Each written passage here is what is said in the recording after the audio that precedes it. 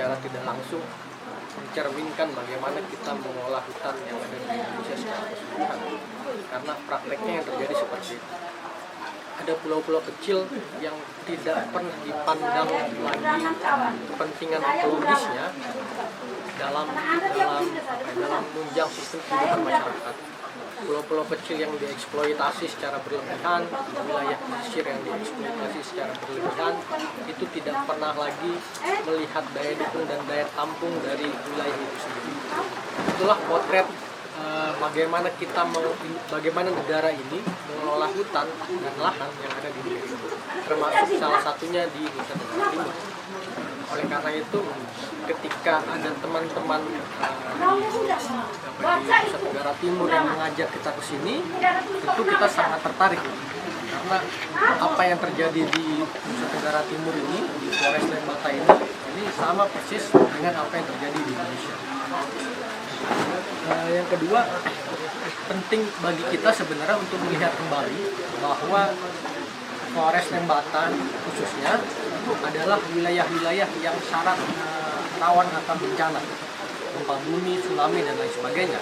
Sehingga kita harus cukup hati-hati dalam mengelola hutannya, dalam memberikan izin, dalam mengelola lahan, mineral, dan lain sebagainya itu harus sangat hati-hati. Karena salah sedikit akan menjadi bencana ekologis yang sangat besar dan mengganggu sistem kehidupan masyarakat. Yang kedua, ada industri-industri ekstraktif yang tidak pernah memandang apakah layak itu ditaruh atau diletakkan di satu wilayah yang bisa dikatakan merupakan pulau kecil.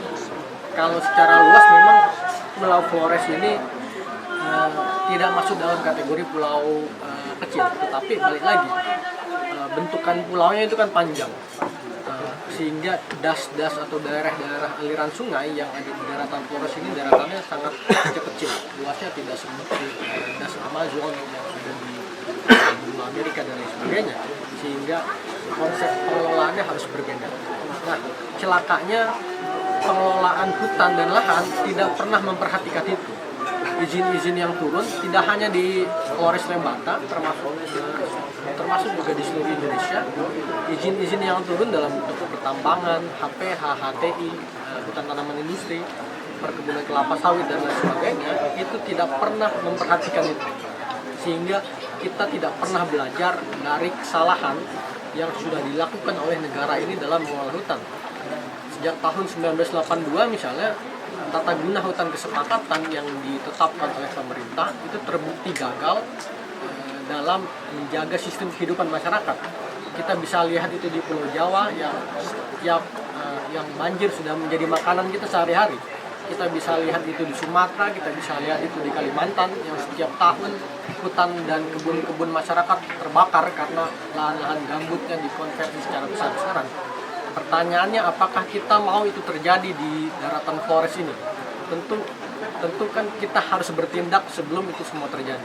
Karena kita harus belajar dari kegagalan negara ini dalam mengolah hutan dan lahan yang ada di Jawa, yang ada di Sumatera, dan ada di Kalimantan. Praktis sebenarnya apa yang kami sampaikan kemarin terkait bagaimana potret situasi ruang daratan yang ada di Flores Lembata ini itu menjadi warning bagi kita semua, karena memang peta-peta izin yang sudah ada saat ini memang statusnya ada yang sudah beroperasi, ada juga yang belum beroperasi, artinya ada yang aktif dan ada yang tidak aktif. Tentu kita tidak bisa mengabaikan itu. Itu seharusnya menjadi lampu merah untuk kita untuk mereview kembali semua izin-izin konsesi yang ada di daratan Flores Lembata.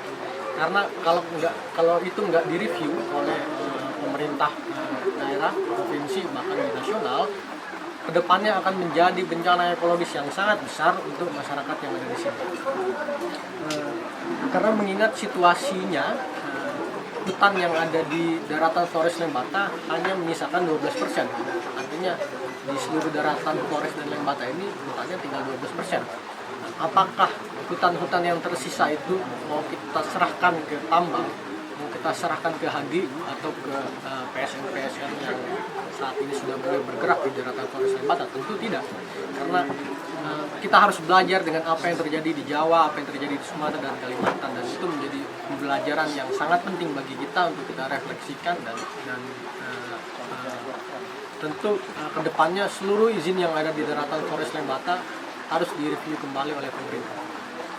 Itu mungkin Total luas hutan berapa dari total luas di sekitar Polres Lembata? 180.000 hektar sampai dengan tahun 2017 itu berkurang Sisa 12% itu berapa? 180.000 hektar. Itu sekitar 12%. 180 ribu. Oke. Pada tahun 2000 itu masih ada sekitar 560.000 hektar. Artinya berkurang hampir 400.000 hektar ya dalam jangka waktu 17 tahun. Ini kan menjadi warning bagi kita semua yang bukan lampu merah lagi, ini sudah alat yang sangat berbahaya bagi kehidupan masyarakat yang ada di sini. Jadi Pulau Country artinya kita ini negara kepulauan. Hutan kita, tanah kita tidak berada di satu hamparan daratan yang luas, tidak seperti di Amazon, tidak seperti di daratan Asia. Hutannya itu berada di satu hamparan